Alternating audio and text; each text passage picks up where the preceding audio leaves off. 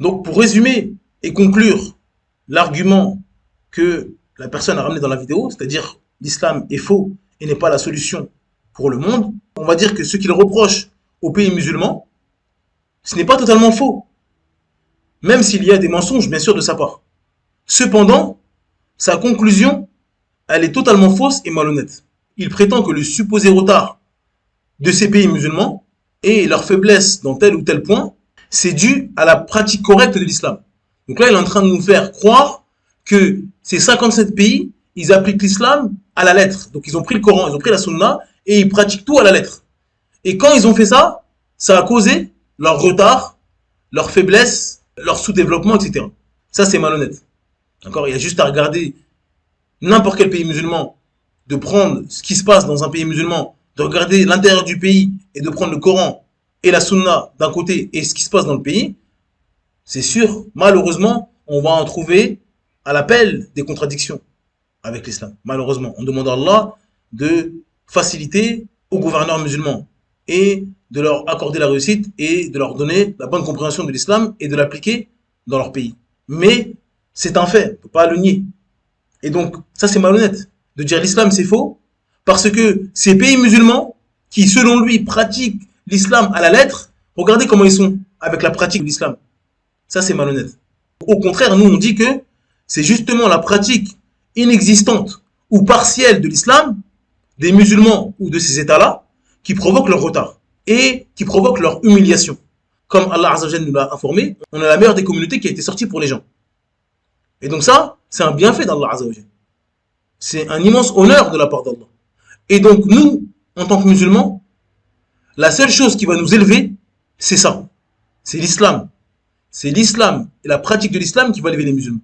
Si les musulmans cherchent à s'élever avec autre que l'islam, ils y trouveront que rabaissement sur rabaissement. Si les musulmans, ils veulent s'élever aux yeux du monde, ils veulent s'élever sur les autres nations avec autre que l'islam, en disant, voilà, on va réussir grâce à la culture, grâce au soft power, grâce au football, grâce au sport, on va faire les Jeux Olympiques, on va faire la Coupe d'Afrique. On essaie de leur ressembler en leur disant, regardez, regardez, on est des gentils, on est comme vous, on est gentils, on est beau, on fait des matchs de foot, on met de la musique, on achète des footballeurs. On essaie de montrer patte blanche. Premièrement, ce sera que humiliation sur humiliation. Parce que vous pouvez faire des pieds et des mains, c'est une information d'Allah Azza wa Jalla. Que ces gens-là, ils seront satisfaits de vous que quand vous allez rejeter votre religion. Ils seront jamais satisfaits de vous. À leurs yeux, vous resterez toujours des sauvages. Vous pouvez faire des pieds et des mains. Donc c'est-à-dire c'est une humiliation. Et bien sûr, vous avez trahi le bienfait qu'Allah vous a donné. Donc vous allez avoir humiliation auprès d'Allah Azza wa Jalla, c'est une humiliation. Vous allez ressembler aux gens du feu, aux shayatin. Donc forcément, vous allez gagner humiliation sur humiliation. Et donc dans ce bas monde, il y aura humiliation parce que eux, ils vont jamais vous considérer. Et dans l'au-delà, c'est humiliation. Parce qu'Allah nous a demandé de contredire Shaitan et ses alliés. Et nous, notre plus grand objectif, c'est de leur ressembler. Subhanallah. Et donc à la fin de son argumentaire, il dit quel est le schéma à suivre. Est-ce que c'est le Yémen? Est-ce que c'est l'Iran? Etc., etc. Donc nous, on nous dit, le modèle, c'est ni l'Arabie Saoudite, ni le Yémen, ni l'Iran, ni n'importe quel pays. C'est-à-dire que les modèles, c'est pas les pays. Le modèle, c'est le Coran et la Sunna du messager d'Allah sallallahu alayhi wa sallam. C'est ça notre balance. Notre balance, c'est le Coran et la Sunna. Et donc, il faut regarder les actes des musulmans ou les actes des pays musulmans et prendre ces actes-là et les comparer avec le Coran et la Sunna. Si un acte précis, il est en conformité avec le Coran et la Sunna et il ne contredit pas cela, on dit c'est une bonne chose. Si leur acte est en contradiction avec le Coran et la Sunna, on dit l'islam est innocent de lui. L'islam est innocent de cet acte-là. Ce n'est pas l'islam. Certes, c'est des musulmans. Mais encore une fois, un musulman peut faire quelque chose qui est contraire à l'islam. Il n'y a pas de souci. Sauf bien sûr si c'est des annulatifs de l'islam qui font sortir cette personne de l'islam. Mais nous, on parle des choses comme voler, mentir, tricher, boire d'alcool, etc. C'est des péchés. Et donc, quand un musulman fait ça, on ne va pas dire « Ah, c'est l'islam parce qu'il est musulman ». Et donc, comme c'est un musulman, tout ce qu'il fait, c'est l'islam. Non. L'islam, c'est le Coran et la Sunna. Et donc, c'est les musulmans qui doivent se plier au Coran et la Sunna. C'est pas le Coran et la Sunna qui se plient aux actes des musulmans. Et donc, comme ils font quelque chose, ça devient l'islam. Non.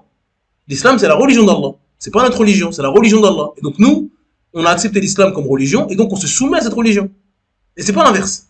Et donc, pour juger un gouvernement, il faut prendre le Coran et la Sunna, et donc connaître cela.